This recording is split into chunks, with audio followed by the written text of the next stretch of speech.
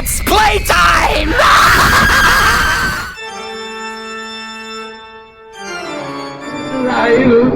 alive! It's alive! It's alive!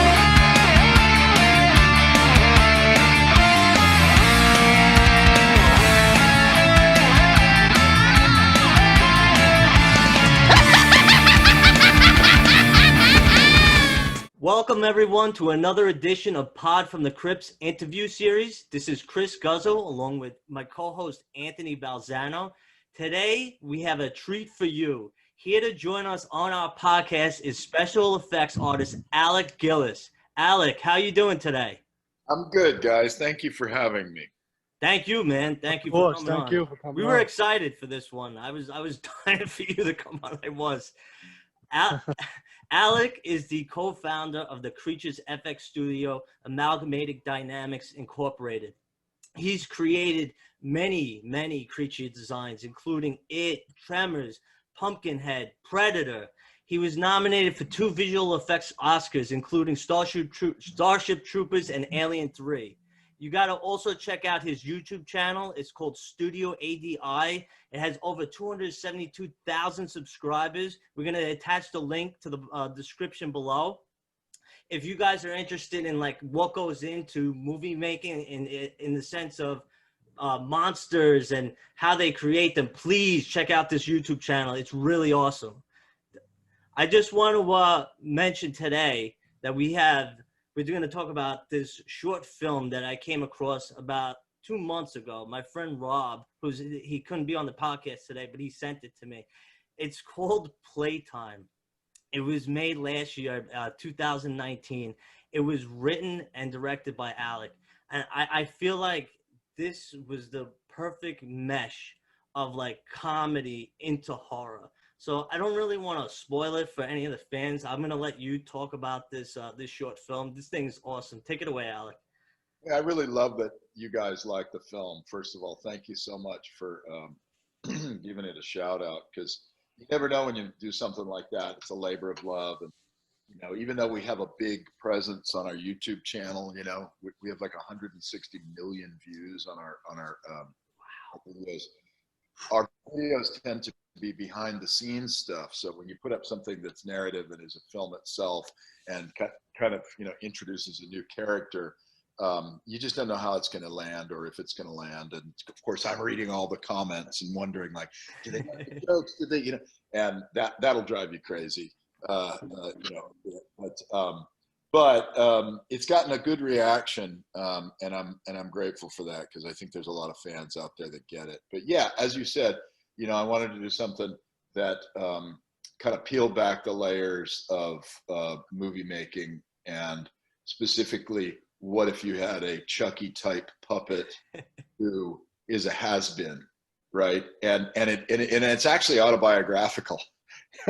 Because if you work in the practical effects business, you've seen the business change. And even though you have a lot of fans, there's people that love the technique, you're still in Hollywood. You're still sort of like in the back seat. You know, you're no longer driving the bus because you're sort of like a, in the big movies, there's not as much room for practical effects as there used to be, because it's so digital prolific. Not so on the smaller movies, there's plenty of practical effects going on. But that was just kind of my feeling at the time, like, hey, I'm kind of like an animatronic puppet from the 80s that can't find work because there's of digital, you know. So I got to play on that and incorporate you know, some of those, put it in a comedic sense. But hopefully there was some heart to it too, if you felt that, I hope. There was a lot of heart to this movie, and I really appreciated it, because a lot of short films doesn't include this, that the character Billy, so he was kind of the Chucky doll in this movie, he had a character arc. Yeah. And he kind of learned a lesson. Can I kind of tell him what sure, tell me anything. I felt that he learned at the end of the movie that he didn't need Hollywood, that he already had these fans, and these people all over the world had this nostalgia for Billy. And you know, I resonate with that, because I love 80s movies and I love special effects, practical effects. And a lot of times when I watch films today, especially in the horror genre, a lot of times I feel like, oh, this is not real, or this seems fake, and it just doesn't beat what happened in like the 70s and the 80s and the 90s when they didn't have that kind of technology. Yeah. And the okay, I'm sorry, were you saying something? No, I was just going to agree with you wholeheartedly. You know, in 2011, we did The Thing, 2011, the prequel to the great Carpenter film, and most of our work had been replaced by digital work. Um, and in fact, if you go on our website, you can see some videos that we posted because people started asking us, like, "Well, did you guys screw up? What happened?" And we're like, Right. damn it. No, we did great stuff. So we waited for the movie to come and go, do its business. We're big believers in supporting the film no matter what. But we posted a video on our YouTube channel about the effects that we did. And it just went big. I mean, it's got millions and millions of views. And people started, really it sunk in like what was happening in our part of the business. And people were really distraught about it. And honestly, after The Thing, Tom and I, my partner Tom Woodruff and I, were thinking like, well, maybe this is it. Maybe practical effects are done, creature effects, animatronics, maybe that's done. Maybe we should just close it up. But because of that fan outpouring and that all that support that we were seeing, we're like, no, screw this. We're not done. We got a lot more in us. We got a lot more. There's much more to say with practical effects, new creatures to build. So that kind of was what I wanted to do with Playtime, was like give a shout out to the fans who support us emotionally. And if we had not been aware of that, we might have gone a different direction. But yeah, it's definitely, Playtime is definitely it's for the fans, and it's for the people who know what it's like to try to champion an art in a world that sometimes doesn't, business I should say, doesn't feel like it wants you that much, but the fans want us, so there's value in that. That's great that you said that it's a business, and it's more of a business than an art. And I was gonna ask you, what is like one of the main reasons why they shifted to CGI and got rid of animatronics and stop motion? Well, yeah, initially, after Jurassic Park, that made such a splash that, people sort of like naturally it's movies. So people want to go for the newest, hottest, sexiest thing. So CGI had sizzle, so they just go right to it. Like I remember on Mortal Kombat, we did Goro, the four-armed guy, Right. and that was a very grueling build, and it was it was tough, and the producers on that movie just they didn't like Goro. It was a big hassle to use. We had 10 puppeteers, all this stuff. What they were really most excited about was the character of Reptile, because it was a digital thing, and they were like, oh, ooh, digital, yeah, Goro, big deal. It's a big pain in the butt, right? When you look at that film now, and I've heard this from Richard Taylor and Peter Jackson from Weta, when you look at that film now, and even then, Reptile doesn't look good. Reptile has not aged well. It looks like a cartoon. And Goro, it looks like he's there, right? Even though you may go, oh yeah, he looks like he's some kind of a robot or a whatever. He's there, and he has fans, right? Reptile has no fans. So in retrospect, I look back on that, and I say that was sort of like the mindset, the beginning of the mindset, that animatronics is a second-class citizen. We have to go for digital because it's awesome. But then once we started seeing a pendulum shift back, and filmmakers themselves, I never have a problem with filmmakers. Directors come through and they go like, I want what you guys do because my favorite movies had this stuff in it. Mm. And you can look back on Aliens and look at that Queen Alien and go, God damn, she still holds up. If you look at, as we said, digital from its beginnings, with some exceptions like Jurassic Park and all those, but digital, it doesn't hold up now, right? Because the technology's improved, and it's a great technique now. But so what is it? What's the disconnect then? Why do directors want to use practical effects but studios do not? And I finally got a good answer because a lot of times you ask those questions, you have to ask them carefully of studio executives, because they think that they might think that you're just angling or something. You know, you have to have a relationship with them and say, hey, help me out here, businessman to businessman. Why is this happening? And there was a guy named John, oh shit, I'll remember his name. He was at Universal. I think he passed away now, but he was a great guy. He did all of Del Toro movies. He was the executive in charge of effects or production or something. John Swallow, great guy. He was like Wilford Brimley. That's what he looked like, and he talked like that. And I'd say, how come you guys don't, how come studios aren't using animatronics or practical as much? And he said, because we don't want to pay for it twice. So what do you mean? He said that what tends to happen is that they'll decide, they'll go practical, build the creature, shoot it, start testing it with test audiences, and somewhere along the line, directors will change their mind and go, God damn it, if it only had wings, or if this was a completely different concept. And if you're changing the concept radically in post-production, you cannot do practical effects because our build time takes too long. You got to get a crew back together to shoot it, but you can do digital effects because you've shot safety plates without people or creatures in them, so that you can drop those digital things in later. And as a result, by the way, oftentimes those the digital work isn't very good because they're not giving the digital artists enough time at the last minute to replace it. So those guys are going, digital artists are saying, please don't replace this stuff, right? But anyway, John Swallow pointed that out, that he doesn't want to pay for it twice. In other words, he doesn't want to build the practical effects only to have to replace it. He said there's only a couple of directors he'll trust, and one of them was Del Toro, because that guy will make a decision and he'll stick with it and won't change his mind. The only thing I think that John Swallow left out in that equation is that the studios have, in the last probably, I don't know, 15, maybe 20 years, their model has been to shorten pre-production times, because they're taking out a line of credit, right? They've got a line of credit with the Bank Lyonnais or whoever they've got their line of credit with. As soon as they draw that money out, they're paying big dollars on that money. So if they can delay that for a few months and not start cutting checks too early, they can save money on interest and all that kind of stuff. So as a result, our art, which relies on pre-production, suffers because we don't have enough time to do it. And that either means that they're like worried that we don't have enough time, so they don't want to commit the money to it. So they'll give you a little bit of money, but not enough to really do a great job.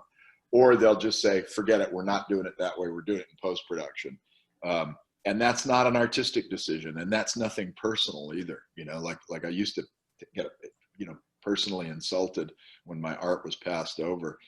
But the reality is these are business decisions, and they don't really care about my feelings or about the art necessarily. And then directors aren't always in a position to fight that fight for you, because they have to fight 1,000 fights with the studio, and they're like, do I blow my ammunition on this phase this early in the movie, or do I wait and save my ammo for casting arguments or editing arguments or whatever the hell, right? So we tend, unless the director has real power over the studio or is granted power at the studio, they can't really necessarily sway the thing in our direction. But that's what I like about lower budget movies, because lower budget movies just simply don't have the money for CGI, because CGI is still much more expensive than practical effects. So they don't have the money for it. So by default, it's the 80s again, and we get to do our practical effects in lower budget films. That's Alec, I wanted to tell you because I've been upset about this for so long. I tell my friends all the time, I'm like, the people who make these decisions in like Universal and Hollywood for these movies, like, don't they realize that when they make all these remakes of classics and just watching films that were like $100,000 to $300,000 in budget are clearly the better movie than what's going on today? So I feel like, why not just stick to practical effects instead of CGI? It doesn't make any sense to me. Yeah, I usually try to encourage people who are outside the industry to not fall into the trap of, and not that you're doing this, but of saying, those dumb shits, what the fuck, they're idiots, they're this, they're that. They're just working on a different set of parameters than the fans are, right? Like their parameters are, this is going, we need a, like, we're not going to make this is not a low budget movie, right? Because it's got, pick your stars, it's got Robert Pattinson in it, or it's got somebody, and along with that scale of cast comes money and a bunch of producers that also have fees. So it's not uncommon then for a movie to be, $50 million, and once you start spending all that money, it's a bigger machine, right? And it's not necessarily a labor of love. And so you got to, in order to get that movie green lit, you got to package all the elements together in a way that a studio can sign off on it, right? And go, okay, we'll pay that money. So if you've got everything and then you say, and we want to do it old school. This is what happened with The Thing, 2011. Everybody in production that I talked to was on board with doing about 80% of the film's effects as practical and 20% as digital, a support technique, and to do things that we couldn't do, right? Which would be bitching. I thought it'd be a great, within the frame, you'd have practical foundation of things plus weird bubbling skin that you could be added digitally or what have you. And that in the course of it, that flipped, and it flipped I don't think it flipped because of the filmmakers. The director was very much into that, and he was very, very much of a stickler of accuracy to the Carpenter film and all that. But it's coming from the studio level. So where I would say that my disagreement with studio heads come in is that they're looking at things in a kind of business sense, and they are not catering to the fans.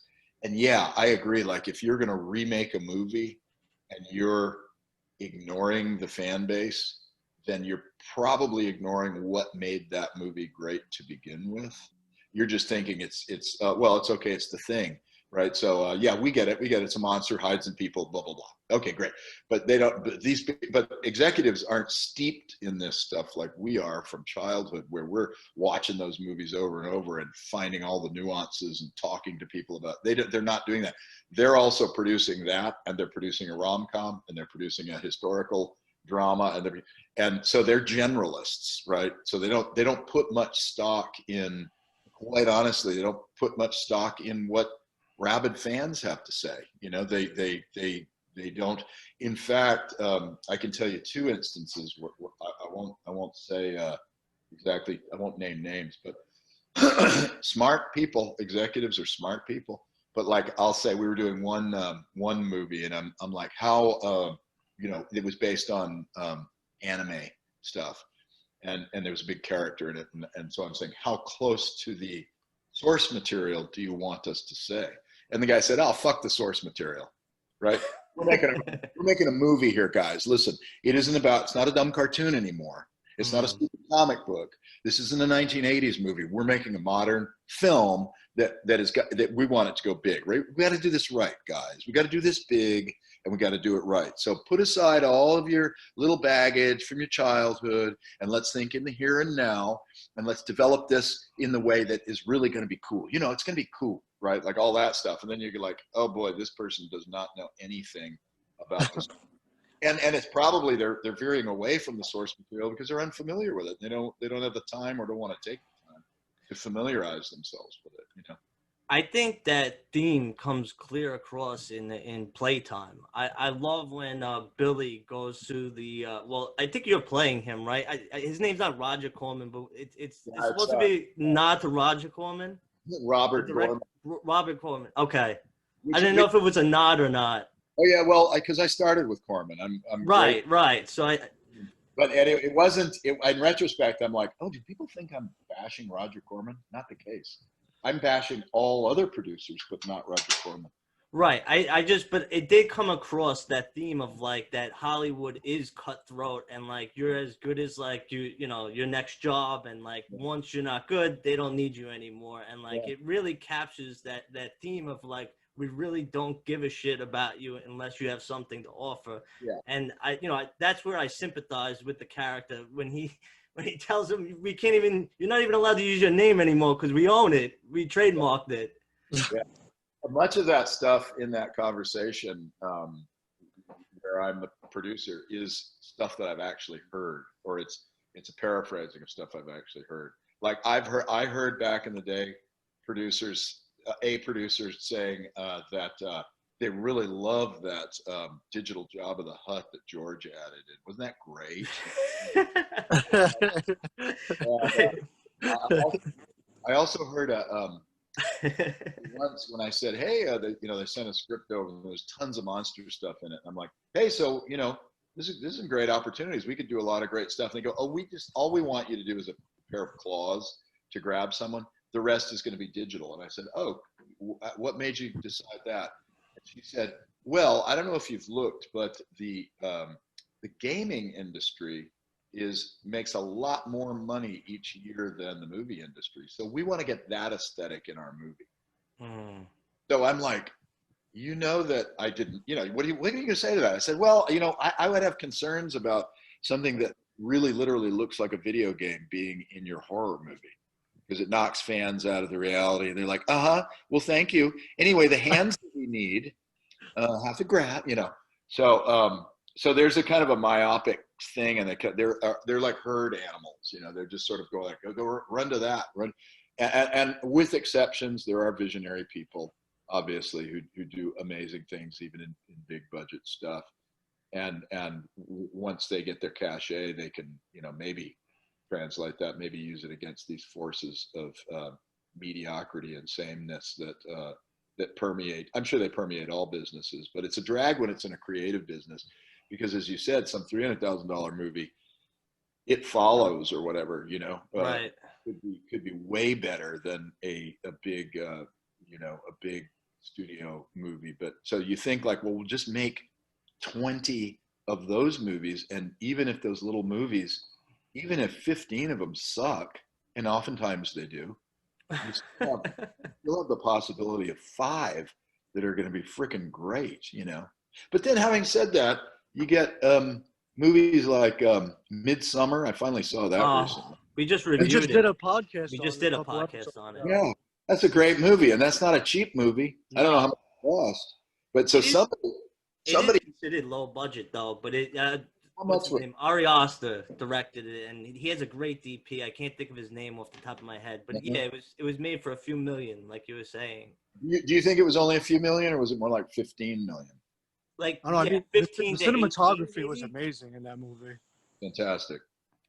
But like, even to get somebody to commit 15 million bucks on a bizarre concept like that, right? Where you got to pitch to, like, how do you even pitch that look to a bunch of people who are, money people or executives? That's a really great. Or what about The Lighthouse, right? Like, not Yes. horror, but The Lighthouse, that's not a cheap movie either. Cheaper than a lot of big studio films, but it's not a $300,000 movie.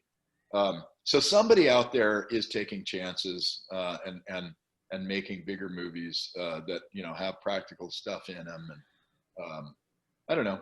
Both those movies that you mentioned, the production company is A24. So I'm a huge fan of A24 movies. They also did Hereditary, who was also Ari Aster, and Uncut Gems. So they make these movies that are very edgy, and they're not typical or cliche.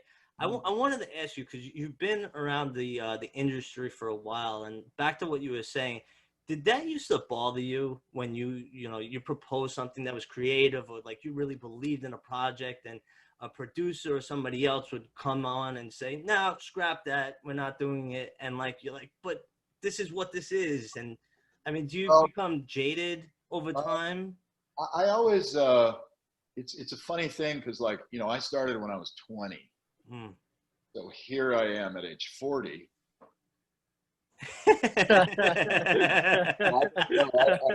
You look great for your age. You look good. I've been doing this for 40 years, guys. So, and I'm still enthusiastic about it. But when I started as a 20-year-old, just as far down in the ranks at Roger Corman's as you could be, I would get very passionate and very excited about something. If I had an idea, but in the early days of my career, if it was dismissed, I'd go like, oh, well, they're not listening to me because I'm a kid, but I know at some point I'll work my way into where people are going to listen to me. Then you get into that period, that phase where you are accomplished, where you're, winning Oscars and getting nominated and you're working on cool movies and all that stuff. And your ideas are still going to get dismissed. But at that point, for me, I've always been a professional. So I always think, this is my job, is to do the best I can for the director, right? And if the director embraces something, great. If they don't, that's fine too. I've got more ideas, and I'll have more ideas for other projects down the line. So now, I didn't really like, even when our work was cut from the thing, that was probably the most painful sort of dismissiveness of our work, because I knew that the work was very good, what we did. But even at that point, you go, this is what I signed up for. I know I don't have contractual control over editing I don't have that control to stop someone from completely cutting my work out of the film. And I know that. And that's what I take. I got paid for it. I did great stuff. I'll throw the video up on YouTube for people to enjoy. And that's that. It's in my own personal work, like in playtime, right, where I can make those decisions myself, and I can decide which of my ideas work and which don't. And that's what you do. I tell this to young people, who, when they say about portfolio, how do I build a portfolio? What do I do? And I usually say, if you've worked on movies, show what you did on that movie. But what's more important to me when I'm evaluating a portfolio is I want to see what you do on your kitchen table. Show me your passion project, because that reveals more about you as an artist than anything you've done as a commercial artist. So that's the full picture. So if your ideas are dismissed, use them somewhere else.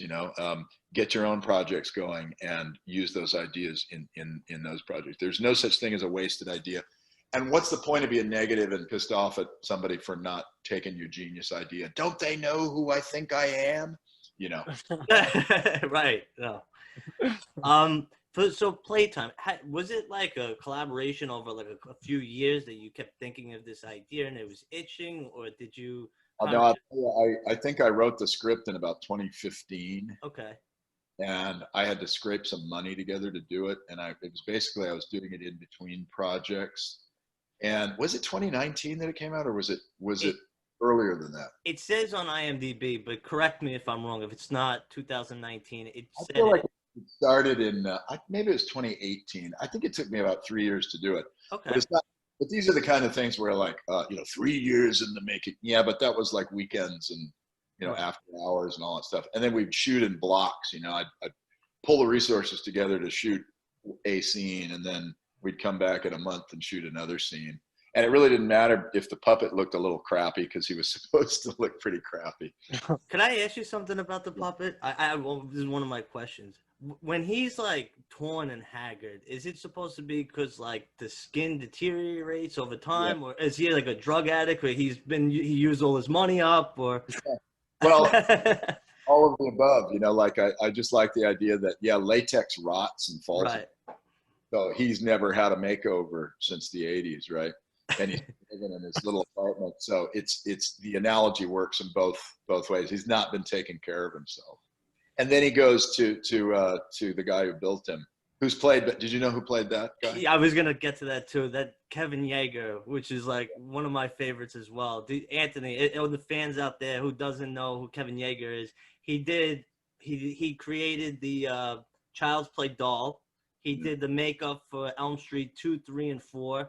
And he was the director. We briefly mentioned him in one of our other podcasts for Hellraiser 4, which I love that movie. That was one of the movie he directed. But he's famous for the Chucky doll and many other things, tons of stuff. Yeah, tons of stuff. Just most recently, the new Bill and Ted's movie. Yes. makeups, phenomenal old age makeups. If you get a chance, on my YouTube channel, there's old footage from us, because I've known Kevin since about '84, and there's us when we're even younger than you guys. I think Kevin was about 22 or 23, but I was the subject, and he put this created this old age makeup that was it was in Fangoria at the time, and Dick Smith was blown away by it. Stan Winston's blown away by it. So Kevin has been like an amazing talent, and we've been buddies since the '80s. So I asked him if he would play himself. That was my idea, was to play Kevin Yeager. Right. And he was like, I don't want to play me. That feels like he's a kind of a humble guy, right? So he wanted to play. Can I play a character? So we came up with this idea that he would play Kevin Yeager's brother, Carl, Right. who is his less talented brother. And I'm like, oh, that's perfect. Like, it'll just be a little subtle thing. But Chucky, Carl Yeager is jealous of Kevin Yeager in the way that his creation, Billy, is jealous of Chucky. So they mention each other's names. Yeah, I'll say hi to your brother Kevin. Say hi to Chucky for me while you're there. So there's that kind of like animosity, behind the scenes animosity. But Kevin did a great job of that, because he's a really great. God, I should show you guys some links of some other short films I've done. You might like those. Yeah, we definitely. I would love it. What did you think of the most recent Child's Play, Alec? I haven't seen it. Okay. I think I saw one that from a few Child's Plays ago, but I haven't. I really haven't seen it. I don't know. I guess why haven't I seen it? I haven't gone out of my way. That's all. What did you think of it? I mean, it went in a different direction, for more modernized technology, which I really wasn't about at all, because I just feel like, don't take an original classic movie like Child's Play and then make it into something completely different with the same doll. I feel like if you want to do a different story, then get your own doll or do something else. So I didn't like the movie at all. Was it like an AI chip or something? Is it? Yeah. It was like that. Yeah. I was gonna actually ask you if, when people come to you with their ideas for creatures, is it the horror genre kind of shifting to more of technology, and the monster comes out of the cell phone, or the monster comes out of the kind of computer? Because speaking of Child's Play, the '80s, the whole movie was based off of the craze of of a new toy. And when I was a kid, I remember toys were huge. And now everything is computerized, and I feel like a lot of the horror is what scares you from your iPhone, or what scares you from, like I said, from your laptop. And I was just curious if people come to you and ask you to create those kind of monsters. They don't really come to me with that kind of stuff, and it could be. Well, we did do one that might be sort of like that, called The Cleansing Hour, which was about it's a pretty good movie. You guys will like this. It's a lower budgeted film. Damien Levesque directed it, and it's about a fake streaming exorcism where this guy's this handsome fake priest is performing fake exorcisms, but then shit goes bad, right? And real demons come out and all that stuff. But I guess that remember Shocker, the guy who would come through electrical devices and. Yeah, the Wes Craven. Craven. Wes Craven made that. Of course. And they always have, even in the '80s, you have things coming out of the TV. And Right. I guess you had that in the Ring. Videodrome. And and then the Ring had that kind of thing. So it's kind of been a theme. I wonder when that started. Did they start back in the 20s? Was there a movie about a radio that could kill you? Right. I guess they do it with mirrors, right? That's the earliest technology, the earliest form of imagery that is a mirror, right? Things are always stepping out of a mirror, magic mirror. Right. Yeah.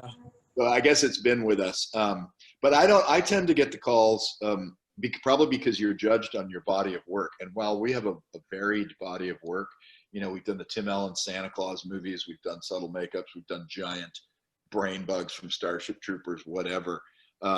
But people tend to come to us for very tactile,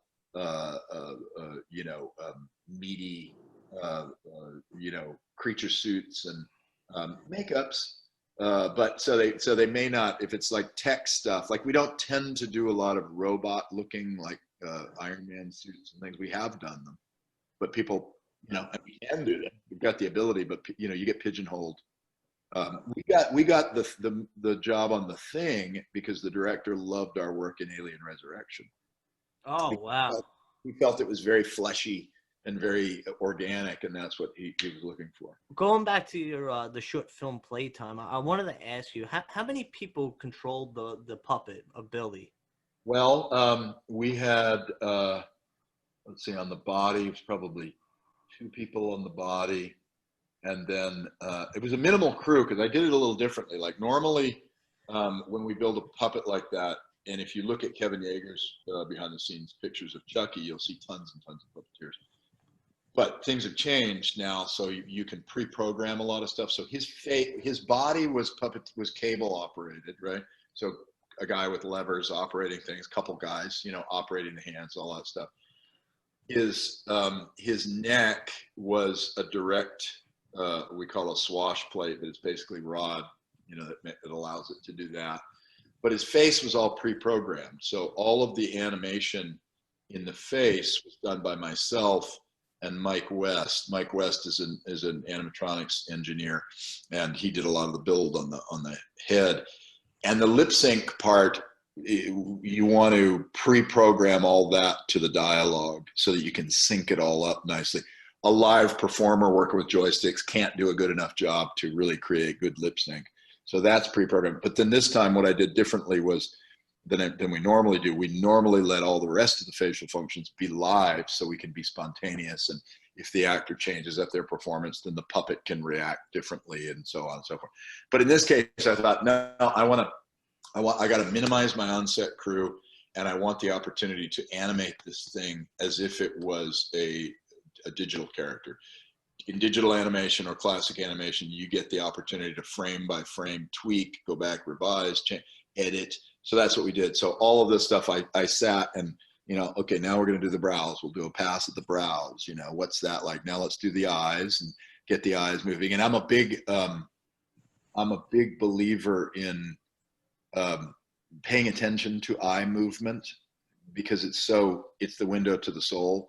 But like if you're talking to a person, studies have shown that you look at their eyes and your eyes track from left eye to right eye. You're looking at that person's left eye and the right, and then to the mouth. And it's something like, it's mainly you're looking at eyes during communication, but you occasionally dart down to the mouth. So if you notice in Playtime, if you watch it again, when he gets nervous, he's got a lot of little eye movement where he's like, you know, and so it was a chance for me to do like a very fun, over the top cartoony performance in the way that I just kept imagining the way Pixar does it, right? Pixar does great facial performances where there's not much else is going on in the frame except for a character emoting. It's like, goes back to silent films and all that stuff. So anyway, the long and short answer is that we were able to press a button and Billy would do his entire facial performance. And then it was up to my three puppeteers on the outside to do the rest. That's awesome. Oh, that's awesome. I remember the eye twitching, like subtly. It was awesome. Oh, right, yeah. I even said that before you just explained it when I was watching. I said he had a lot of facial attributes, which was awesome. It looked very real. I want to like just mention two other things that I really loved about this film. One was the transition from the beginning of the film. So it like starts out as his 80s movie, and he comes out, he's about to kill the babysitter, and the VHS stops, and it's like a transition into his real life. And I'm so glad you didn't use a DVD or Blu-ray. It was hardcore VHS. that was done. Yeah, it's a Blockbuster VHS. That's even better. That's put a Blockbuster label on it. Yeah. If not knowing that you created this, Alec, and someone just presented it to me, it would be so easy to know that someone from, you know, like the 80s or the 70s actually like created this. It's just so obvious. Yeah. Well, like I said, you know, when you're steeped in something, right? Like that's why I say it's autobiographical, because I have these feelings. I have these feelings that I am antiquated and I'm being sort of pushed to the sidelines. So my reaction is fuck that. Then I'm going to make these the bitchinest sidelines ever, right? I'm going to just play in the sidelines.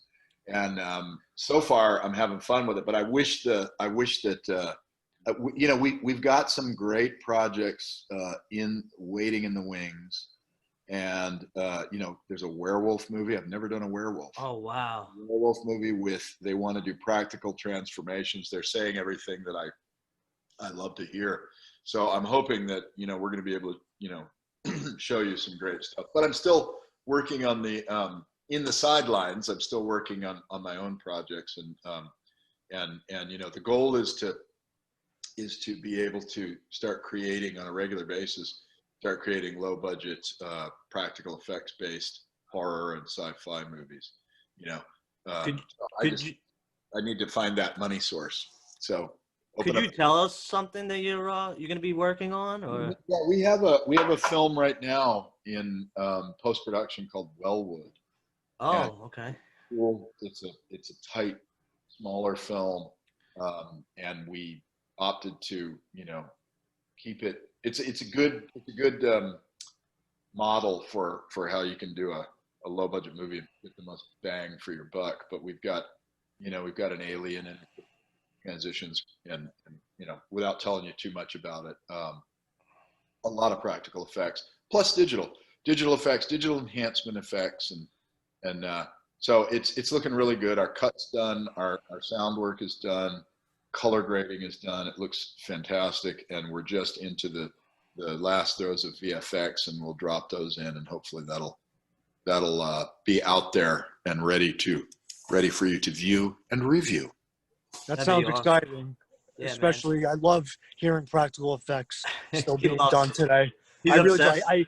I hate CGI. It makes me so mad. Yeah. Well, you know what you hate? Here, if I may posit this. I think what you hate, which is what I think most people fall into this, is the overuse of it and the misuse of CGI, right? Yes, absolutely. Because if you watch virtually any movie nowadays, you're watching a bunch of CGI and you don't even know it. So if it's washing over you and it just looks naturalistic and real, like in The Revenant, if you've ever watched the behind the scenes on The Revenant, where they added entire snowscapes to Scenery, yeah. My God, that stuff is, and also it's funny because I spoke to someone who worked in the VFX of The Revenant, and the director had been touting that we just went out into the wilderness and it was just me and a camera and Leo, and no special lighting or anything. That's how genius my cinematography. And this guy was going, yeah, and about 300 VFX guys that had to bounce in digital, right? So that you had a movie. And then if you watch, I laughed even more when you watch the BTS of that, talking about like going out into the wilderness and all. You see them, like there's a drone shot and there's like the camera crew and the actors are there, and you're like, oh, look at them, it's snowing. Look at that freaking waterfall they're standing there. And you pull out and you realize they're just in a little corner of like what looks like a state park with beautiful concrete walkways and a bridge right next to them.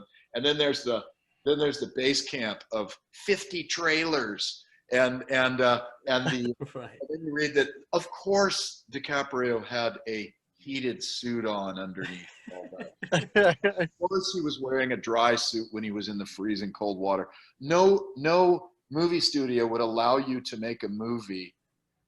They wouldn't insure you if you're gonna just tromp out into the wilderness and put your star at risk like that. So Right. it's funny to me to hear passionate actors or directors talk about things. You're like, did you forget that there was a lady with a breakfast burrito standing next to you to hand it to you in the middle of this savage wilderness? Whatever. I think Alec. going back to the CGI effects, I think the perfect example for like the best usage of it would be Jurassic Park. Yeah. That's the perfect example. Still holds up. In my own resume, which I always like to bring up,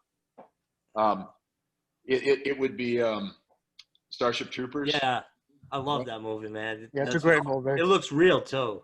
Yeah, There's a lot of fun. It still looks great. And it would also be Alien versus Predator. Alien versus Predator had a lot of digital stuff and a lot of practical. We had our giant queen, but they also had a fully digital queen. And there were times where our giant queen had digital arms, so it could like grab at the spear that was stuck in its head and stuff.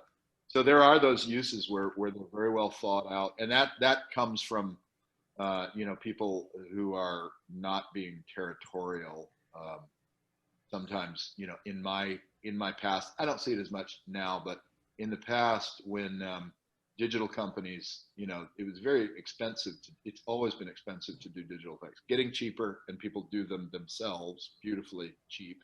But if you're going through the corporate model, digital effects are still very expensive, top of the line digital effects. But there was a time like in the 90s and early 2000s where you would get digital effects companies, you'd sit at the big round table to discuss how the movie's going to be made. And they were very aggressively trying to cut all practical effects out of the picture so that they could just take more work, right? Charge those prices. They have a lot of costs in doing effect, but I don't see that as much anymore. I see much more collaboration. I think it's because digital effects companies have been beat up a lot now, and their profit ratios have dropped considerably. They can no longer hide behind the mystique of the technique and charge high prices. Plus, with all the global outsourcing, there's stuff being done in China and in Asia, where people are making 30 cents an hour, 50 cents an hour, which is why at the end of a lot of big effects movies, you'll see a bunch of names that are, foreign, non-Western names. And again, it's not personal, it's business. Like, how else are you going to make a movie that still costs $200 million? How are you going to make that movie affordable? You got to outsource. And that has kind of, beat up the VFX companies a lot too. So they don't tend to want to take on more than they can handle. And a lot of those big companies have now become fractured, and they've turned into a lot of smaller companies, which are more like networks of individuals working rather than big monolithic companies doing stuff. But I want to make sure that I don't come off as just anti-digital, because I'm not at all. It's an amazing tool. I just want all tools to be used in their appropriate way, Isn't that? I'm sorry to interrupt. One last thing. I like building a house. Like if you're building a house, you don't just arbitrarily say, I'm not going to use a circular saw. You use whatever tool you need to build that house. Right. I just was gonna ask you, was that like the theme you were trying to convey at the end of Playtime when Billy kind of embraces the CGI, right? So like at the end, his puppeteers are green screen. So yeah. I kind of, what came off, and you could tell me what it actually was. To me, it was like CGI is okay if it's done properly. That's kind of the message I was getting. Yeah, and that there can be a marriage of the two. Right. That need not be exclusive. And this is how it is, that again, in the film, it's a guy who's set in his ways because that's all he knows. And it isn't until he gets knocked down to ground zero that he opens his mind to a new way, right? That doesn't negate him. And then in the end, he goes to give his girl some flowers at the Chuck E. Cheese where she works. I love that. That's funny. That's so funny too. That the girl, she's in a band now that works for Chuck E. Cheese. Yeah. Lily, her name's Lily, right? Lily. And and that was my daughter doing the voice of Lily, by the way. Oh wow. Oh wow, that's cool. And you did I think I asked you before, but you did the voice of Billy, right? Yeah. Awesome. One of the last questions I'll ask you before we'll end this podcast is, what advice could you give to like up and coming directors that are trying to make their short horror films, and like, should they keep going, submit it into film festivals, like network? This is where I like, generally speaking, people ask me my advice of getting in the business to kind of replicate my career. I don't think at this point you could replicate my career in the practical effects world because things so much. But in terms of filmmaking, what am I trying to say here? People often say, and I think they're just kind of regurgitating something that they've heard. Do a short, get a whole bunch of attention, and get a movie deal. And I feel like, yeah, okay, it's kind of like, how do you cure cancer? Well, first come up with the cure. But like I see, there's just, YouTube is inundated with short films, just everywhere, short films, and some of them are really great, and some of them are not, and a lot of them have great production value, and some do not. So I don't really know the landscape, and I don't know that I don't automatically buy into do a short film, put it in festivals. Like, you'll spend your time doing that short film, however long it takes you, and then you'll be doing festivals for another 2 years after that. And I personally would rather be doing another film. And that's the boat I'm in right now. I have 2 films running the festivals, and I'm trying to like scrap for another idea, and trying to gain attention as much as I can to try to like break into the horror industry. But like you said, like you can't just wait. Some film festivals will accept you, reject you, and what's crazy now is because of COVID, there's not even networking. So any film festivals that I got into, everything is online. So like to go meet the person or the producer who has a deal or wants you to write something. Yeah. It's difficult. But then just from your film, right? And I watched it. And I was like jealous. I was like, why didn't I think of that? That's such a great idea. Mm-hmm. And I really I know this is cliche, this sound, but like, a great story just rises to the occasion. A great story or a great script. Like I thought that Playtime had an excellent script with an excellent message, and it was creative and innovative. Oh. So that cream rises to the top no matter like what. I don't know. Yeah. Well, I'll send you links to some of my other short films, and you'll see they're they were done even before, they were done in before high def. So these were probably done in the early 2000s, but all I was trying to do was quickly, because I was so sick of how long everything takes, right? So I thought, what if I write a script in a day, and then plan, prep, shoot in a day, edit in a day, and then I'm done. And in 3 days of work, I'm done, right? Ish. I didn't necessarily, I failed on those, but that was the goal, right? But my thinking was, I'm not going to have any effects in them. They're just going to be comedy. I'm just going to play with it, get better as a filmmaker in a no pressure situation. I'm not going to be sending these things out. And in fact, I don't even have them up on my YouTube channel because why? Oh, because they're just not related to ADI stuff, But I don't know. I look at like the guy that I worked with on Annabelle Creation, David Sandberg. Awesome movie. Yeah.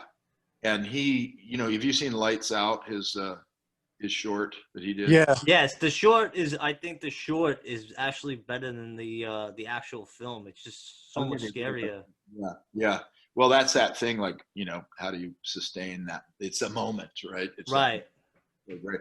But David is a great example of a guy who he's very studious and very knowledgeable about cameras and writing, and that's a guy that made that short thing work. But all he did is his wife, him, their apartment, a hallway. That's it. That is it. And that, I think, is fantastic. So I'd rather, like, even building the Billy character, it's an undertaking. It's a big word. Like, if you had come up with that idea, you'd have to be calling around, coming to somebody like me, and you'd have a heart attack when I tell you how much that thing costs. Sure, you're right. Yeah. So, but if you can do something like Sandberg did with Lights Out, and I think he just put it on the internet, didn't he? It wasn't a. I did see it a couple of years ago. He actually made another good one during quarantine where he just used shadows. Yeah, I saw that, and they had the little reflective stuff on the eyes. Yeah, just simple concepts that are like very effective and probably not costly. And like you said, you're not hiring a big crew to do it. I think he did it with his wife and his friend. It was 3 people.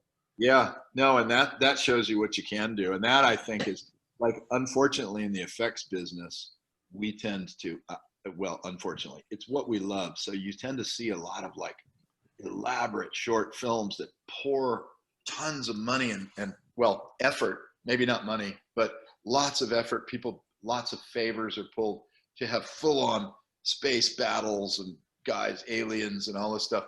But then at the end of the day, you're like, you know, I appreciate the production value, but I'm not really that into the story or what's going on. And so with this, and on it, quite honestly, I don't know if you've seen my film Harbinger Down. That's a little bit, Harbinger Down it's an homage film with lots of production value, but a story that is openly, as I said I would do. We did a Kickstarter for this film, and I said I'm going to give you a film that'll gives you the feeling that you had when you watched The Thing and and Alien. I'm going to use those two, so sort of a mashup. And Right. But and it was great. I loved working on it. I think it's a good, solid monster movie.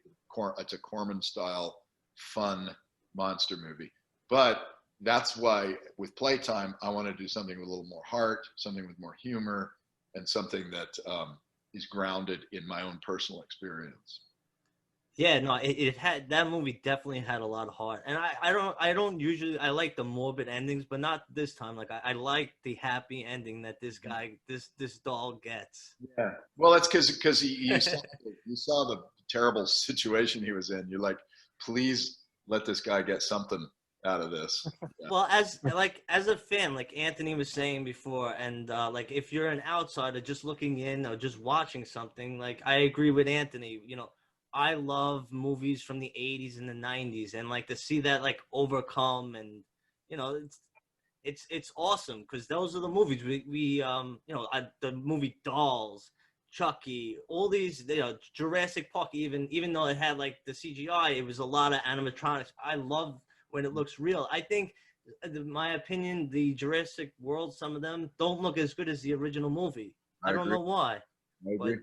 Well, because there's nothing there, like it's when you have a real animatronic thing there glinting in the rain, that's something that a digital artist must match. It's Right. not just out of the imagination. They must match that thing or it doesn't work. And it's hard for digital artists, but they do it and they can do it.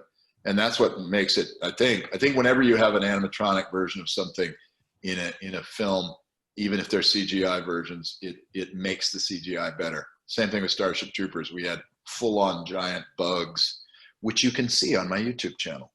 You have a lot of good stuff on there. I was, like you were saying, the Starship Troopers. I was looking at all the different models that you were doing. I love all that stuff. Yeah, It's so cool. no, so do I, man. I appreciate that, and I'm hoping for the opportunity to do much more of it. Alec, thank you so much for coming on the podcast. Everybody, please thank you, Alec. check out Playtime.